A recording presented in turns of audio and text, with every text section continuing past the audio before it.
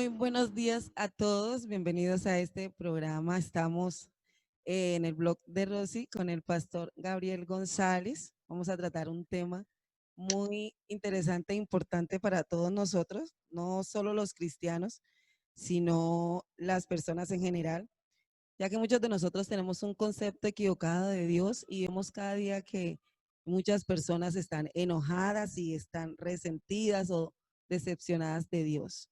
Entonces, Pastor Gabriel, buenos días.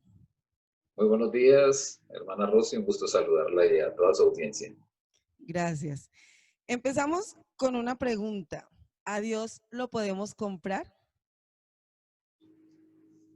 Absolutamente no. Cuando uno comienza a conocer en la Biblia lo que es la naturaleza y el carácter de Dios, entonces se da cuenta qué tipo de persona es Dios, ¿no? Como cuando uno se acerca a alguien y pasa mucho tiempo con esa persona, comienza a conocer su carácter, su forma de ser, su personalidad. En primer lugar, Dios es autosuficiente. ¿Qué significa eso? Que no necesita nada de nadie, no necesita nada de ninguna persona, porque Él se autoprovee todo lo que Él necesita. De manera que en la pregunta usted me añade que si, por ejemplo, diezmando y ofrendando o haciendo ese tipo de cosas, podemos de alguna manera comprar a Dios. Absolutamente no, porque si Dios es autosuficiente y no necesita nada de nadie, pues entonces no hay ninguna forma de poder ganarnos su favor si todo lo tiene. Ahora, hay varias prescripciones en la Biblia, como diezmar, ofrendar, ayudar al prójimo y otras prescripciones que lo que tiene que ver es con nuestra obediencia. Y obviamente que la obediencia nuestra hacia Dios nos beneficia más a nosotros que a Dios. Nosotros nos podemos morir y Dios sigue viviendo. De hecho, Dios vivía sin nosotros en la eternidad, sin que nosotros le diéramos nada, ni siquiera existíamos. Entonces, en el Salmo 50, versículo 11 y 12, el Salmo 50, 11 y 12 dice precisamente Dios que todo lo que existe en el mundo es de Él, que Él lo creó y que si Él necesitara algo, por ejemplo, dice en el versículo 12 que si Él tuviera hambre, cosa que nunca va a tener porque Dios es espíritu, dice que no nos lo pediría a nosotros porque de Él es todo lo que existe, demostrando precisamente que es autosuficiente. Lo que sí, ya para concluir, es que cuando obedecemos a Dios, agradamos a Dios. Y es mejor tener a Dios agradado que desagradado. Muy bien, sí, pastor, porque muchas veces escuchamos a personas que dicen, no, es que yo soy muy fiel porque yo doy a la iglesia, yo ayuno, entonces por eso es que Dios, digamos, me concede las cosas, pero nos damos cuenta que no es así. Entonces, la segunda pregunta que tengo es que ¿tiene Dios que contestar todas nuestras oraciones? Muchas veces nos apegamos a que Dios contesta todas las oraciones, entonces nos preguntamos, bueno, ¿y por qué algunas no las contesta? Ok, bueno, que tenga, no, Dios no tiene ninguna responsabilidad con nosotros. Él lo que Él hace lo hace por su propio designio. Pero en cuanto a la respuesta a las oraciones, yo diría que al justo y al impío Dios ve de manera diferente. Al justo Dios le responde siempre las oraciones con tres respuestas. La primera respuesta es sí. A veces le pedimos algo a Dios y Él lo concede. La segunda respuesta es no. No todo lo que le pedimos a Dios Él lo concede. En razón a que a veces una respuesta de Dios puede causarnos daño. Por ejemplo, si una persona le pide a Dios que le dé 20 millones de dólares y Dios se los da, muy seguramente esa persona se va a enloquecer con esa plata, va a dejar a su cónyuge, va a cometer muchas locuras. Entonces, como Dios valora el alma por encima del bienestar físico humano, Dios no le daría esa respuesta, ¿verdad? Entonces, la primera es sí, la segunda es no, y la tercera respuesta es espere. Dios a veces nos pone a esperar para que en el tiempo que Él considera que es el indicado nos da la respuesta. Al impío lo trata de manera diferente. Hay un versículo en Proverbios, capítulo 28, versículo 9, donde dice que la oración del impío, el que menosprecia la ley, es repugnante. Eso está en Proverbios 28, 9. Y el término repugnante aparece en la versión Reina Valera contemporánea. Y en Isaías capítulo 1, verso 15, Dios está enojado con su pueblo Israel y le dice que así multipliquen la oración, no los va a escuchar porque tienen las manos untadas de sangre, han cometido delitos, crímenes. Entonces, Dios contesta, repito, al justo con un sí, con un no o con un espere. Y al impío no le contesta. Ok, gracias, pastor. ¿Se puede manipular a Dios? Por ejemplo, vemos personas que entran a algún tiempo de ayuno y dicen, Dios, no me levanto de aquí hasta que tú no me contestes. Como, digamos, torciéndole la voluntad de Dios. ¿Se puede hacer eso? Lo pueden hacer, pero no pueden obtener ningún resultado. Porque si nosotros pudiéramos manipular a Dios, entendiendo lo que significa el término manipular, entonces Dios dejaría de ser soberano, dejaría de ser Dios. Porque Dios es Dios precisamente porque Él hace lo que quiere y porque nadie está por encima de Él. Pero si yo pudiera manipularlo, significaría que entonces Dios es tonto, no entiende lo que yo pretendo hacer con Él. Él no lo sabría todo, no podría descubrir lo que hay en mi mente. Entonces, no podemos de ninguna manera manipular a Dios porque Él es soberano. Ahora, muchas personas que no conocen bien las escrituras, entonces, por ejemplo, usan el ayuno, la abstinencia de alimentos, sea parcial o total, para pedir cosas a Dios pensando que ese sacrificio obliga a Dios a que me responda lo que yo quiero. Pero cuando uno estudia la Biblia con respecto al tema del ayuno, se da cuenta que el ayuno básicamente Dios lo estableció para tres cosas. Lo estableció como un acto de contrición. Por ejemplo, cuando los ninivitas se arrepintieron, dicen que ayunaron 3 días arrepentidos para que Dios los perdonara. Entonces, el ayuno es un acto de contrición por algo mal que uno ha hecho por su pecado. Pero también el ayuno es para pedirle dirección a Dios. Dice la Biblia que Esdras llevó al pueblo a la orilla de un río para que ayunaran, para que Dios les diera dirección cuando tenían que volver a reconstruir la ciudad de Jerusalén. Y en tercer lugar, el ayuno es para la preparación espiritual de uno. El mejor ejemplo de eso es Cristo, que antes de comenzar su ministerio, ayunó 40 días, dice la Biblia, preparándose para afrontar todo lo que implicaría el servicio a Dios. Entonces podemos resumir que el ayuno, según la Biblia, es para actos de contrición, para pedirle dirección a Dios de lo que debemos o no debemos hacer y para prepararnos para lo que Él nos quiere usar. Mientras que la oración tampoco es para manipular a Dios, la oración es para tener comunión con Dios, intimidad con Dios. También la Biblia dice que la oración la podemos utilizar como un elemento intercesor, para interceder por la obra de Dios, para interceder por las personas, para interceder por una situación difícil. Y en tercer lugar, la oración también es para hacer peticiones, porque la Biblia dice, pedid y se os dará.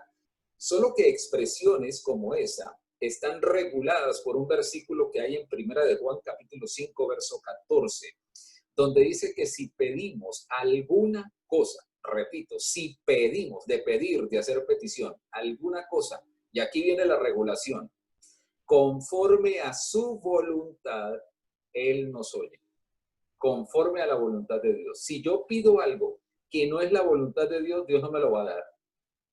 Si yo pido algo que es la voluntad de Dios, entonces muy posiblemente Dios me lo va a dar. Entonces no puedo manipular a Dios con ayunos y oraciones. Entonces, la expresión que escuchamos muchas veces que dice que ora hasta que algo suceda, o sea, sigue orando hasta que Dios conteste, hasta que Dios, ¿sí cabe esa expresión o no se debería hacer? Bueno, esa expresión no la he visto en la Biblia. La que he visto en la Biblia es que el Señor en Lucas 18 dice que nos enseñó a orar con insistencia. La necesidad de orar siempre y no desmayar, es lo que dice Lucas 18.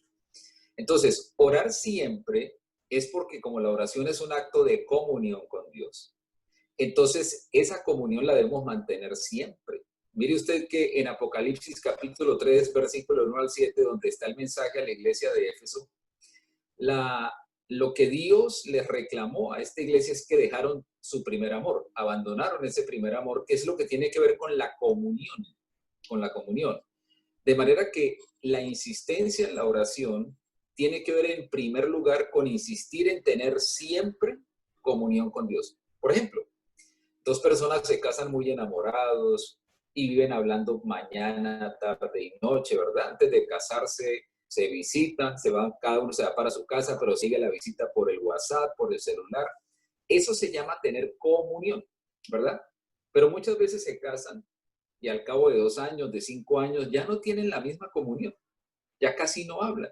Entonces, eso se pierde y eso comienza a averiar esa relación matrimonial. Lo mismo pasa con Dios porque nuestra relación con Dios, la Biblia la asemeja a una relación matrimonial, donde se debe mantener ese vínculo, esa comunión. Y resulta que la oración es un vínculo perfecto para mantener la comunión con Dios. No tanto para pedir cosas, porque eso es como los cónyuges, el mismo ejemplo, ¿verdad? Que la señora ve al esposo y siempre le pide algo. Le pide para el mercado, para pagar los recibos, pero esa pedidera no es lo que realmente fundamenta nuestra comunión. Entonces, la oración es principalmente para tener comunión y así lo expresa incluso el término griego proseuché, que está compuesto de tres términos griegos, ¿verdad? Pros, que tiene que ver con fundir dos elementos en uno. Eu, que tiene que ver con cambio de eurisco, de transformación. Y charis, que es la última palabra, que tiene que ver con la gracia. De manera que ese proseuché tiene que ver con fundir nuestro espíritu con el de Dios y eso se llama comunión. Luego tiene que ver con transformación. Nosotros no transformamos a Dios, Él nos transforma a nosotros. Y todo eso es por la gracia de Dios, no por los méritos nuestros. O sea que el mismo término proseuché nos da una lección de lo que es realmente la oración. Ok, pastor. ¿Son las cosas materiales demostración de la bendición de Dios? Muchas veces decimos que Dios me ha bendecido mucho porque tengo carro, tengo casa. Entonces, si no nos da es porque tenemos poquita fe o porque Dios nos ha bendecido. ¿Cómo podríamos explicar esto? Ok, las cosas materiales efectivamente, espero que escuchen toda mi respuesta. Las cosas materiales sí son una demostración de la bendición de Dios. Porque de hecho, Dios fue quien creó el mundo material. Dios creó todo lo que existe. Dios creó la materia. Y Dios creó algunas cosas, como por ejemplo los árboles, para que nos dieran fruto. Y esas cosas Dios las creó. Ya Dios nos creó la comida. Pero también Dios creó los árboles para que de ahí pudiéramos sacar madera, ¿cierto? Y hacer muebles. Dios creó los metales, ¿cierto? Para que de ahí pudiéramos hacer todo lo que se hace hoy día. Nosotros fabricamos, el ser humano fabrica todas las cosas que existen con los materiales que Dios creó, la materia prima. Dios la creó y la creó para bendecir al hombre, porque cuando Dios creó el huerto del Edén, antes de crear el hombre, primero Dios le creó la comodidad al hombre. Dios no creó al hombre y lo puso en un arenero seco o en un lugar desierto, sino que Dios primero creó ese entorno de bendición, de alimentación, de sustento, y puso al hombre como administrador de todo eso. Entonces, en Deuteronomio 28, por ejemplo, ya vemos que Dios le dice al pueblo de Israel que si lo obedecen, habría bendición material también. Habría bendición familiar, habría bendición física, no habrían enfermedades. O sea que esas son bendiciones de Dios. Ahora viene la segunda parte. El problema consiste en que nosotros nos enamoremos más de las bendiciones que del que da las bendiciones. Por ejemplo, el dinero es algo que todos necesitamos. Si no tuviéramos dinero no podemos ni siquiera salir a la calle y por eso trabajamos para obtener dinero. El dinero no es malo. Malo es el corazón del ser humano cuando se enamora del dinero. Por eso dice la Biblia que la raíz de todos los males no dice que es el dinero, dice que es el amor al dinero. Entonces, cuando nosotros comenzamos a desplazar a Dios por las bendiciones, ahí comienza el problema. Y por eso es que el Señor dice en Mateo 6:33 que busquemos primeramente el reino de Dios y su justicia, y esas otras bendiciones que tanto buscamos, dejando de un lado a Dios, se nos añadirán. Porque Dios también nos quiere bendecir materialmente. Pero la bendición material no es lo más importante del ser humano, porque la Biblia dice que ¿qué saca un hombre con ganarse todo el mundo y pierde su alma?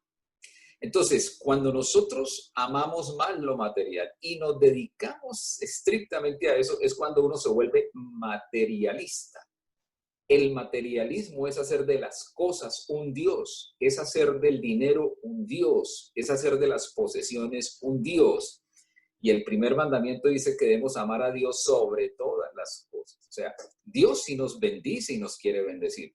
Pero lo más importante, la bendición más grande de todas es Dios mismo. Dios es la mayor bendición de todas. Y Él le da a cada uno, escuche bien, lo que cada uno puede soportar.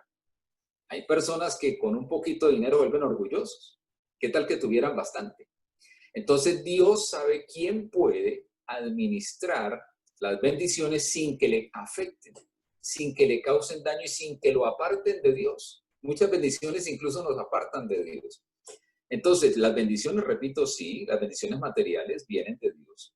Otra cosa es cuando la gente se opone a perseguir esas bendiciones a costa de lo que sea, matando, robando, narcotraficando para llenarse de dinero. Esas bendiciones ya no son de Dios. Por eso dice la Biblia que la bendición de Dios es la que no añade tristeza, ¿verdad? La que no añade tristeza. Entonces, de esa manera es que, pues yo observo lo que son las bendiciones de Dios en la Biblia. Eso lo iba a preguntar yo, porque entonces muchas personas dicen, no, Dios me ha bendecido, pero igual han hecho algo malo para conseguir lo que tienen. Entonces yo me pregunto si Dios ya nos ha bendecido desde que, bueno, envió a su Hijo, nos dio todas las bendiciones, no es más bien, digamos, las cosas materiales producto de nuestro trabajo, podríamos decirlo así, porque como usted dijo ahorita, hay muchas personas que consiguen las cosas de una forma que no es, y ellos podrían decir, no, es que Dios me ha bendecido. El trabajo lo estableció Dios en el principio, incluso antes de que el hombre pecara, como un mecanismo de dignificación para el hombre y como un mecanismo de productividad. Entonces, Dios nos bendice y nos bendice a través del trabajo. De hecho, la Biblia dice que Dios bendice el trabajo de las manos. O sea que en la medida que yo trabaje, Dios me bendice también a través de ese trabajo, pero yo debo reconocer, por ejemplo, si Dios me da a mí la habilidad para los negocios, en mi caso no la tengo, pero es un ejemplo. Si Dios me da a mí la habilidad para los negocios y yo me vuelvo un experto en hacer negocios, negocios sanos sin hacerle daño a nadie, y consigo mucho dinero, yo debo pensar que Dios quien me dio esa habilidad. Y cuando yo diga, mire, yo tengo estas cosas porque el Señor me las ha dado a través de la habilidad que Él me dio, estoy reconociendo lo que es verdad. Pero a algunos se les olvida que Dios les dio la habilidad y cree que son ellos, su propia capacidad, como si las capacidades uno las inventara uno mismo. No, las capacidades Dios se las da a uno y vienen genéticamente. Genéticamente vienen las capacidades naturales. Cuando nos convertimos a Cristo, Dios nos da otras habilidades llamadas las habilidades o destrezas espirituales. Entonces, lo que hagamos incluso como cristianos con esas destrezas espirituales también es Dios, tanto con las naturales como con las espirituales, pero Dios quiere que trabajemos porque Dios no quiere que nosotros aprendamos a cultivar la pereza. Entonces, el trabajo es una forma, si Dios mismo trabajó, el trabajo es una forma de dignificar al hombre y de convertir al hombre en un ser productivo. A través de nuestro trabajo, Dios nos bendice. Ok, pastor, muchas gracias. La siguiente pregunta es, ¿debemos esperar más de Dios? Por ejemplo, esperar que Dios me arregle mis problemas, esperar que me saque las deudas, o muchas veces escuchamos o vemos expresiones de que no se preocupe, alguna persona, no se preocupe hermano, no se preocupe fulano, que Dios le va a dar a usted una buena noticia o que Dios le va a arreglar eso. ¿Debemos esperar más de Dios? Bueno, es un poquito difícil responder esa pregunta, pero voy a tratar de hacerlo. En primer lugar, Dios no nos debe nada. Esa es una premisa que yo tengo para mi vida. A mí Dios no me debe nada. Yo soy el que estoy endeudado con Él. Pero cuando uno conoce el carácter de Dios, se da cuenta que Dios es un Dios extremadamente generoso. Extremadamente generoso. Entonces, esa generosidad con la que Dios nos trata hace que Él nos dé más cosas de lo que realmente merecemos. Entonces, hay un versículo en Romanos capítulo 8, verso 32, donde dice que si Dios no escatimó a su propio Hijo, Jesucristo, ¿cómo no nos dará también con él todas las cosas?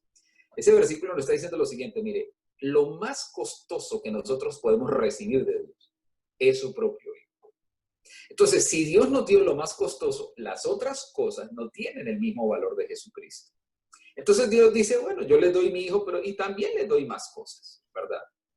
Pero como dije antes, esas cosas, Dios en su soberanía a cada uno le da cierta medida.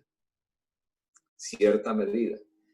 Pero también vemos que en el Salmo 103 dice que el Señor perdona nuestros pecados, sana nuestras enfermedades, sana nuestras dolencias, rescata del hoyo nuestra vida, nos llena de favores y misericordias. Entonces es como que Dios con su Hijo Jesucristo nos dio el paquete completo. Lo más importante que Dios nos dio es su propio Hijo, pero también Dios nos ha dado muchas cosas para bendecirnos. Por ejemplo, el tener un buen cónyuge, unos buenos hijos, un lugar donde vivir, buenos amigos, salud, disfrutar lo poco o lo mucho que tengamos, todas esas son bendiciones de Dios. No solamente el dinero es bendición de Dios, muchas cosas son bendición de Dios. Vivir en un bonito lugar, eso es una bendición de Dios. Entonces, Dios siempre nos da más de lo que merecemos. Y si la pregunta es, ¿debemos esperar más de Dios? Bueno, Dios es un Dios que nos sorprende cada día, pero una cosa es pensar que Dios está en deuda con nosotros y otra cosa es pensar que si Dios nos quiere dar más porque es generoso, Él lo hace. En otras palabras, Dios no está en la obligación de darnos más cosas, ¿verdad? Entonces nosotros debemos pensar que si Dios nos da es por su misericordia y por su generosidad, no tanto porque Él esté en deuda conmigo. Ok, pastor, muy clara la respuesta. ¿Es Dios culpable de los desastres? Por ejemplo, de las enfermedades, que si estoy enfermo fue porque Dios me lo envió o la circunstancia por la que esté pasando. ¿Hasta qué punto es Dios culpable de lo que nos pasa a nosotros? Ok, es imposible, y ese es el término, es imposible que Dios sea culpable de nuestros desastres. ¿Por qué es imposible? Por su propia naturaleza. Dentro de la naturaleza de Dios vemos que Dios es en gran manera bueno. Entonces, una persona buena no puede hacer cosas malas a las personas que dice amar, ¿cierto? Yo sé que usted tiene un hijo muy lindo. Cuando yo estaba en Acacias lo conocí. Y estoy seguro que usted, como lo ha demostrado, y también su esposo José, aman a ese niño. Entonces, yo no creo que ninguno de ustedes quiera hacerle daño a ese niño, ¿verdad? Todo lo que ustedes hacen, incluso las correcciones que le hacen, es por el bien de él. Sí. Entonces, es imposible que cuando uno ama, tenga otro lado de la moneda oculto que odie a esa persona que ama. O sea, Dios es amor, es bueno, entonces es imposible que Él quiera para nosotros el desastre. La evidencia es que cuando Dios creó al hombre, lo creó a su imagen y semejanza, lo puso en un entorno de mucha riqueza y de mucha abundancia y lo puso como gobernador y administrador de todo eso, ¿verdad? Entonces, en eso Dios está expresando lo que Él quiere para el ser humano. Él solamente quiere hacernos bien. Ahora, ¿por qué vienen los desastres? Ahora sí la pregunta. ¿Por qué vienen las enfermedades, las tragedias? Y unas tragedias supremamente tristes y difíciles a veces de entender. Y aquí viene algo que de pronto nos puede resultar un poco ofensivo, pero el único responsable de nuestras tragedias somos nosotros mismos. Y hay forma de demostrarlo. Mire, desde Génesis, volvemos al caso de Adán. ¿Qué le faltaba a Adán en el huerto del Edén que lo llevó a desobedecer a Dios? La pregunta es, ¿qué le hacía falta? ¿Qué fue aquello que Dios no le dio a Adán para que él fuera a escuchar la voz del enemigo, del diablo? Lo hizo por su propia voluntad. Adán eligió desobedecer a Dios. No se vio forzado a hacerlo. No, él lo hizo por su propia cuenta. La voy a trasladar unos siglos después. El segundo Adán, del cual dice la Biblia, se llama Cristo, ¿verdad? Eso lo dice en Romanos. Habla del primer Adán y del segundo Adán. Eso tiene una tipología, que pues obviamente usted la entiende y otros también. El diablo tentó a Adán en medio de todo un ambiente de abundancia. No faltaba nada. Mientras que el diablo tentó al segundo Adán cuando tenía hambre y en un lugar donde no había nada, ¿verdad? Después de 40 días de ayunar, tenía hambre. Y la Biblia dice que tenía hambre. Entonces, en esa segunda tentación, quien hubiera tenido las posibilidades de caer frente a la tentación fue el segundo Adán, no el primero. Porque el primero no necesitaba nada, tenía todos los árboles del huerto para comer. Si fuera que Adán estuviera aguantando hambre y viera un solo árbol, entonces él dice, no, pues yo caí porque es que yo tenía hambre y no había nada más, ¿cierto? Pero el segundo Adán estaba en una situación completamente diferente. Sin embargo, el segundo Adán decidió obedecer a Dios primero. El primer Adán decidió desobedecer. Entonces vino la primera tragedia, ¿verdad? Ellos fueron echados del paraíso y de ahí para acá comenzó la tragedia que no se ha detenido hasta el día de hoy. Luego vinieron los antediluvianos. Hicieron lo malo. Dice que el designio del corazón de ellos era de continuo solamente el mal. Como hicieron lo malo, vino la tragedia sobre ellos. Asimismo, Sodoma y Gomorra. Asimismo, Israel. El pueblo de Israel que tiene un contexto mucho más amplio, porque casi todo el Antiguo Testamento se dedica a ellos. Uno de los grandes juicios que ellos tuvieron que soportar fue los 70 años de esclavitud en Babilonia. Y ahí el libro de Jeremías está dedicado exclusivamente a eso. El libro de Ezequiel está dedicado completamente a eso. Y en esos dos libros lo que uno encuentra es los reclamos de Dios para los israelitas. Y en medio de todo Dios le dice a ellos que los culpables de su propia tragedia son ellos mismos. Solamente seleccioné dos versículos. Uno está en Ezequiel capítulo 18, versículo 29. Cuando en la tercera incursión de los babilonios, cuando estaba reinando Sedequías, el primero fue Joacín, el segundo fue Joaquín, y el tercero fue Sedequías, tal vez sí, Sedequías. Y entonces llegó Nabuzaradán, que era el capitán de la guardia de Nabucodonosor, y le dijo a Ezequiel, mire, esto le ha pasado al pueblo, es porque ellos desobedecieron a su Dios. Y yo me pongo a pensar, ¿cómo es que un pagano viene a darnos clases de teología? Cuando nosotros no queremos escuchar a Dios, hasta una persona no cristiana tiene más sentido común decir, mire, es que eso les pasó a ustedes por desobedecer a su Dios. Y en el libro de Jeremías, capítulo 40, los israelitas le dicen a Dios que él está haciendo lo incorrecto. Imagínese usted. Y Dios les dice en ese capítulo, no, los que están haciendo lo incorrecto son ustedes.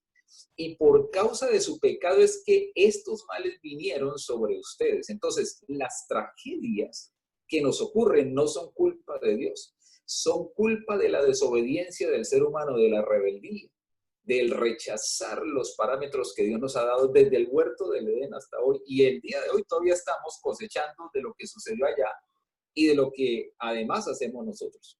Eso pudiera yo decirle con respecto a esto.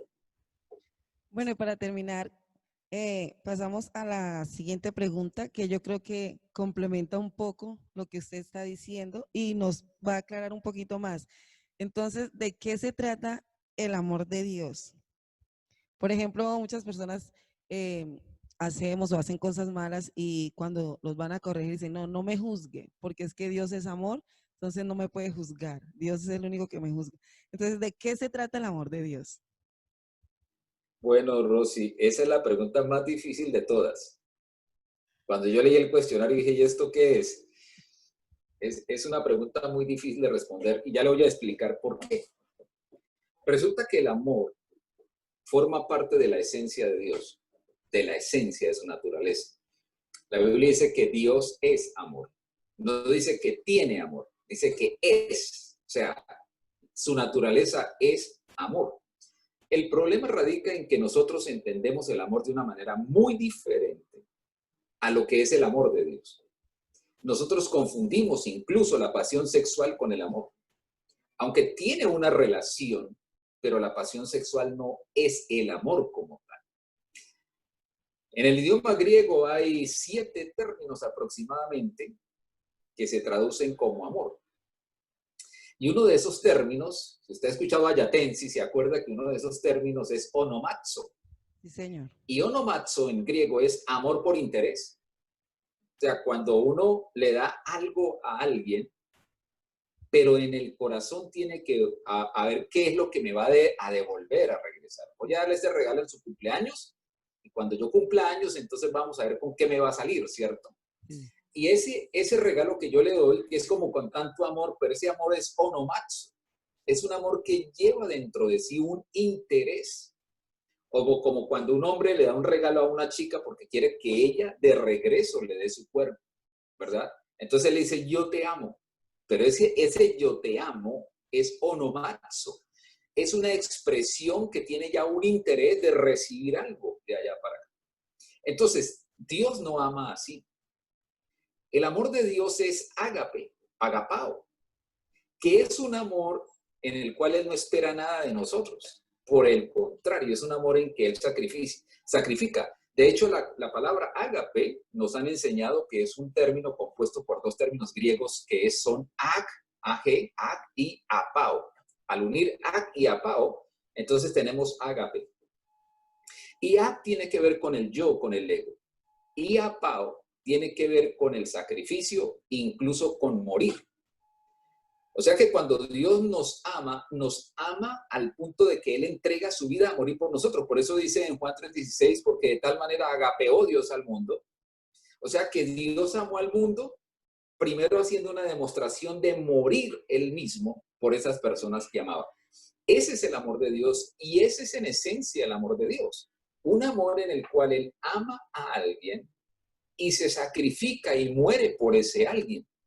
Entonces, esa es una cualidad de Dios y además es una cualidad eterna. Por eso Dios dice que con amor eterno nos ha amado. Dice, con amor eterno te he amado, por tanto te prolongué mi misericordia, dice en Isaías. Amor eterno. Hay una canción por ahí de una ranchera que dice amor eterno. No sé si, bueno, es de una mexicana, no recuerdo muy bien porque ese no es mi mi ritmo musical favorito, pero sí la he oído por ahí. Amor eterno e inigualable. Entonces, ok, ese. Entonces, primero nosotros no podemos tener amores eternos porque nosotros tuvimos un principio, nosotros no somos eternos, ¿verdad?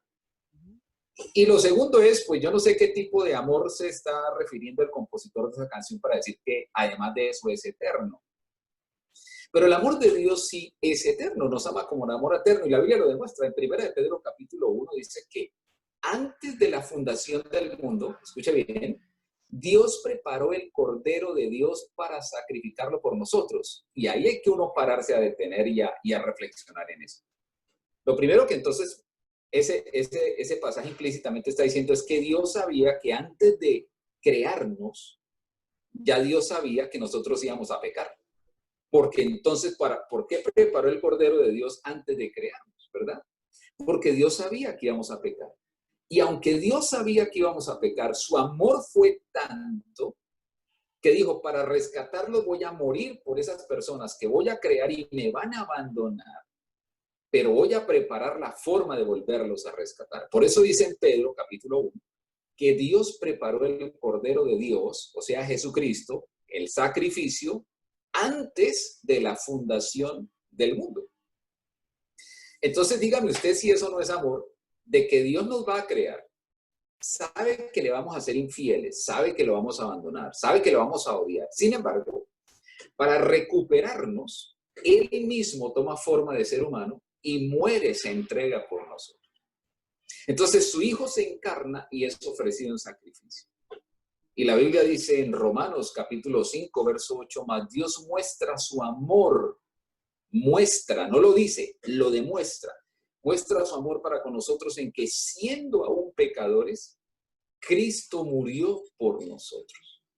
Cristo murió por nosotros. Entonces, y finalizo con esto. Primera de Corintios 13 es un himno al amor, al ágape.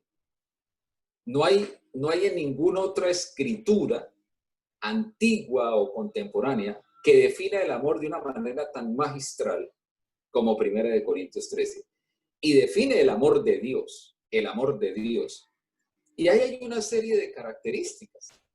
Dice que el amor es paciente, por ejemplo. O sea que la paciencia forma parte del amor. Hay gente que es muy impaciente y que le dice, no, Usted me hizo esta a metros conmigo. Bueno, ¿qué amor es ese? No me soporta nada, ¿verdad? El amor no es rencoroso. El amor no es envidioso. O sea que 1 Corintios 13 describe lo que es el amor eterno de Dios. El amor eterno, eterno, el que siempre ha sido así y que nunca cambia porque Dios en su carácter es inmutable. O sea, la forma como Dios amaba hace 10.000 años es la forma como Dios ama hoy. Y es la misma forma como Dios va a amar dentro de 10.000 años más adelante. Entonces, ¿de qué se trata el amor de Dios? De todo lo que le he dicho y de muchas otras cosas más. O sea, no puedo con mi mente finita poder describir algo que es eterno, que se sale de mi dimensión natural. Entonces, yo puedo ver en la Biblia cómo Dios me ama, pero también puedo entender cómo Dios me ama por mi experiencia propia con Él y por lo que yo veo en otras personas. Entonces, todo eso es tan extremadamente grande que yo no lo puedo encerrar en un concepto para decir es que el amor de Dios se trata de esto, porque el amor de Dios trata de muchas cosas, de muchas acciones que vienen desde la eternidad misma y que están permanentes con nosotros todo el tiempo. O sea, que el amor de Dios es algo tan grande que, como dijo alguna vez un maestro de teología, nos vamos a pasar la eternidad conociendo ese amor. O sea, no es tan fácil poderlo describir en terminología humana, pero bueno, ahí hice lo que pude. Le hago esa pregunta por dos razones. Uno, porque ¿de qué se trata el amor de Dios? Muchas veces pensamos, como Dios es amor, entonces yo puedo hacer lo que quiera, ¿sí? Y Ah, dos, también la gente dice, bueno, si Dios es amor, ¿por qué las personas están sufriendo? ¿Por qué un niño inocente sufre? Entonces, desde esas dos, digamos, perspectivas, sí. quería saber de qué se trata el amor de Dios en cuanto a que si yo puedo hacer lo que quiera, pues porque Dios es amor, entonces no me va a castigar. Y la otra Ok, razón. entonces concluyo con esto. El amor incluye también la corrección. De hecho, el trato que Dios le dio a los israelitas en todo el Antiguo Testamento, incluyendo castigos, juicios, era porque Dios los amaba. Y en la carta de Hebreos dice que el padre que ama al hijo Corrige. que lo ama, lo corrige, lo disciplina. Porque si el amor consistiera en permitir que una persona hiciera todo lo que quisiera, pongamos el ejemplo de un niño. Un niño de 2 años me dice o le dice a usted, papá, cómpreme el cuchillo de Rambo, ¿no? Un cuchillo enorme, el que usaba Rambo en las películas. Y yo le digo al niño, no, papito, porque eso es un peligro, te cortas, te sacas o no, me puedes cortar a mí, te puedes hasta matar con eso. El niño no entiende eso y llora y grita y patalea. Entonces, ¿qué yo hago? ¿Le compro el cuchillo para que el niño no llore en demostración de amor o en demostración de amor no se lo compro? No se lo compro. Entonces, el amor no es simplemente dejar que todo el mundo haga lo que quiera. No. El amor traza límites y esos límites son los que guardan las personas. Cuando nosotros vivimos una vida sin límites, muy seguramente nos vamos a hacer daño y le vamos a hacer daño a otras personas. Entonces, Dios cuando nos castiga, precisamente lo hace porque nos ama. Cuando una persona no ama a nadie, pues deja que haga lo que quiere y si se quiere matar, que se mate y si se quiere volver drogadicto, que se vuelva y si se quiere suicidar, que se suicide. Eso no es amor. Eso es un libertinaje que lleva a la destrucción. Entonces, ¿y por qué hay tantas tragedias en el mundo? Porque el hombre se las busca. Cuando uno ve una tragedia, solamente ve la escena de la tragedia, pero no conoce todo lo que hay detrás de esa tragedia, todo el contexto. Pues muy seguramente el primero que juzgamos es a Dios. ¿Por qué Dios permitió que esa tractomula atropellara a ese niño? Entonces Dios se convierte en el culpable de todos los males, ¿verdad? Pero cuando uno se pone a explorar cuidadosamente, como hacer una investigación, como lo que hacen los detectives y los fiscales investigando un delito, se da uno cuenta entonces quién es el culpable. A veces nosotros somos muy rápidos para juzgar porque no entendemos la naturaleza de las cosas y todos los contextos que existen antes de llegar a esa escena. Entonces, Dios no es culpable de ninguna tragedia porque Él nos ama. Somos nosotros los culpables de las tragedias. Ok, pastor. Muchísimas gracias. Sí que creo que me ha quedado clara la respuesta. Muchas gracias por estar en este programa y por sacar un tiempecito. Con mucho gusto, hermana Rosy. Para mí ha sido el privilegio. Gracias por la invitación. Un saludo para su familia y para todos sus oyentes. Con Bueno, toda gratitud. gracias.